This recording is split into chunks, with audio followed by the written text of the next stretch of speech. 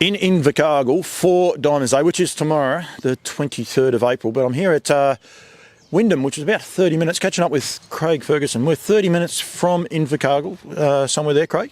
Yeah, about 30, 35 minutes. That's handy enough.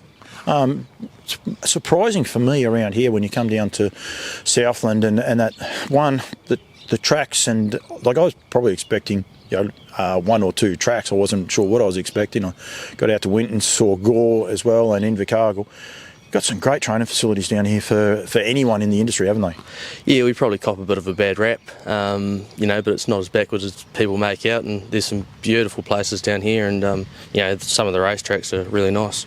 Beautiful's the right word, and the tracks. It must be different when you go up. You got Regan Todd staying here with you at the minute, but you go up to Regan's and Christchurch and that, and it's busy. Like down here, it is a little bit more laid back, isn't it? Yeah, it's certainly a bit more casual down here. I think that's just the Southland people.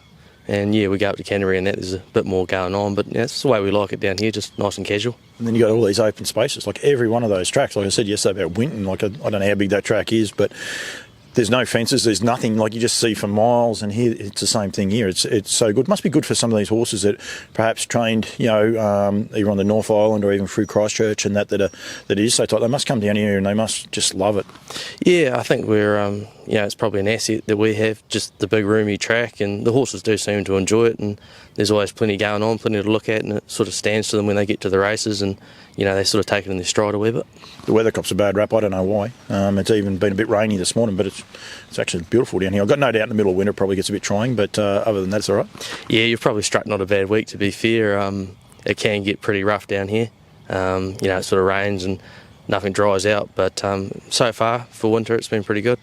How many horses do you train, mate? How many you got in work?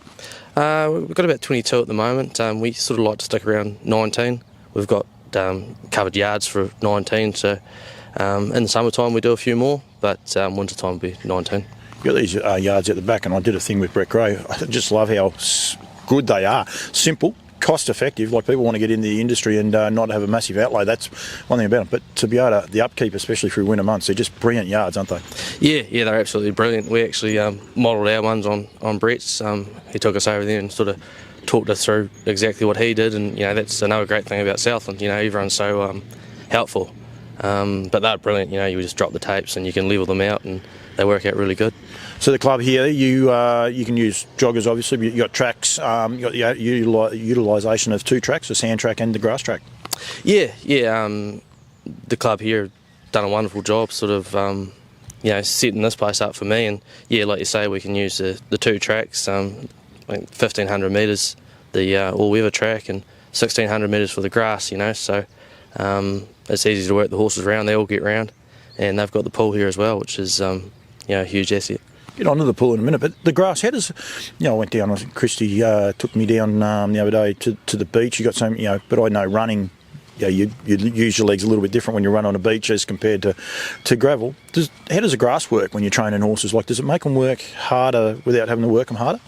Yeah, they certainly work a bit harder on it. You probably just got to slow the times down a wee bit, but I think the main thing is just a bit more cushion. Anything that's a wee bit footsore or something like that, you can usually prevent that just by working them on that soft surface. How often do you use the grass? In the summertime we use it quite a bit. I just jog, and I don't do a lot of fast work on there, but you can jog and canter around there, and the horses seem to enjoy it. And here we've got the golf course in the middle, and there's sort of it's plenty for them to look at, and just a more relaxing environment. How many balls hitches? Sorry? How many balls, golf balls? Oh yeah, there's a few. There's a few wayward balls. Some of the golfers aren't that flashy out there, I think. No, I reckon that part of it's really cool. I actually enjoy, I suppose, learning how people train and the different likes of it. So you don't really fast work. If you've got a horse racing on a grass track coming up, would you fast work them on it, or you don't even worry about that?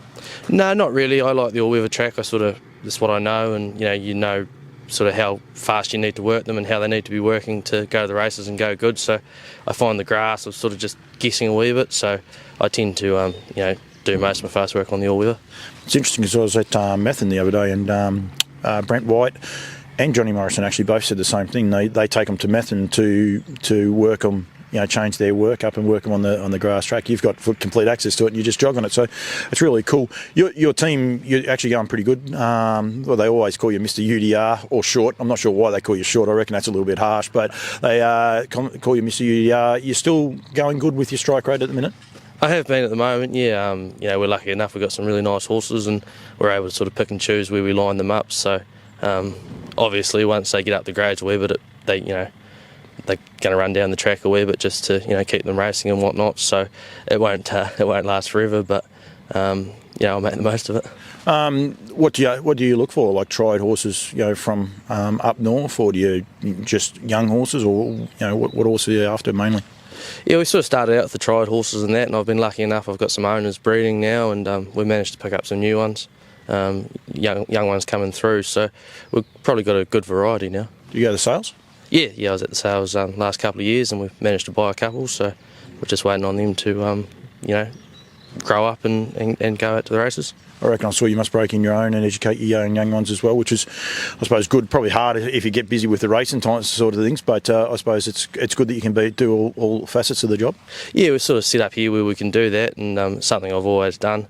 It is a wee bit tricky at times, you're busy with the race team, you got races and trials and things like that to get to. The young ones tend to miss the odd day here and there, but I do enjoy breaking them in. Do you break in for outside people?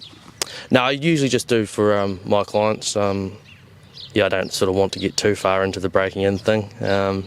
Like I say, it is a bit of a tie.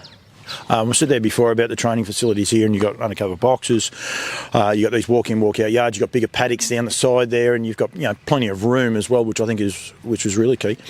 The one thing that stands out when you drive in here is the swimming hole out the back, and you were just saying to me there that once you get them up and going, that's predominantly where they go. It's an important aspect, I suppose, of your team. How long has that been in?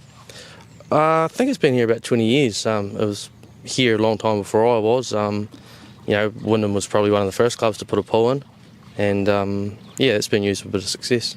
And you think it helps your team, and especially those older horses, I'd imagine, to get them off their legs? Yeah, I love it. It's certainly been key to my training. We use it a lot, really, and just getting them off their legs, instead of going around the hard track all the time, it seems to really help. I know Nathan, I think he's looking like putting one in, he was saying the other day, because he reckons it's super and how it works. Do you get to go to the beach much here?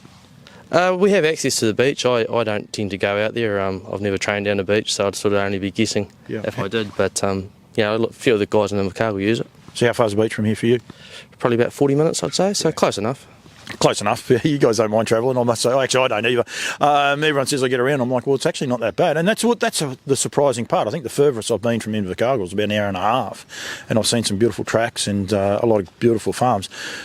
Harness racing down here, for me, it seems to be going pretty strong. I mean, there's plenty of negative Nellies out there that want to knock the industry any chance they get. But overall, I reckon most of the people down here are really positive about the sport. Everyone wants more stake money, more races, better races for the 3-year-old trotter that they've got at the minute. But next week when they want a pacer, they want those. But overall, it seems to be going pretty positive. Yeah, I think, like anything, you're always going to get some complaints. But I think overall, the feeling around racing down here at the moment is pretty good. And, we've got some committees and things doing some pretty good things at the moment, so hopefully just things can continue and it'll end up pretty good. What's your goals? What do you want to do? Do you want to just continue training here, or you want to get a bigger team, or maybe 2 teams? I don't know. Have you got a goal? At this stage, it's just to sort of continue doing what we're doing, and I'd like to have more horses race in the nice races. Ultimately, I'd like to win a Group 1, but we'll just keep ticking away like we are at the moment and just see what happens. Yeah, no, it's all good. What about tomorrow? Diamonds Day. You got any runners?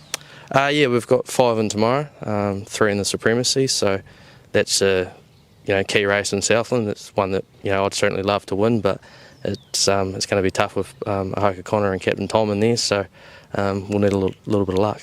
They tell me Ahoka Connor worked pretty good yesterday. I think they're all, I don't know, every day blurs into one, but it must be still good just to have 3 horses in that race. It must mean a bit for young men. One question I didn't ask you, how old are you? 29. Yeah, and just starting out. Do you just done harness racing all your life? Yeah, I didn't like school much, and the school's just over the road there, so I could see the horses getting worked, so I come and help at Snow McClellan, local trainer down here, and got the bug from there. Well done, mate. Thanks, Craig. Thank you very much. It's an early morning here, and I said about the rain nicking off. It's trying to rain now, but thank you very much for giving me a bit of time, mate. Beautiful place, and all the best. Good luck tomorrow. Hopefully I'm interviewing you after you win a race tomorrow. That'd be nice. Thanks, man. Cheers.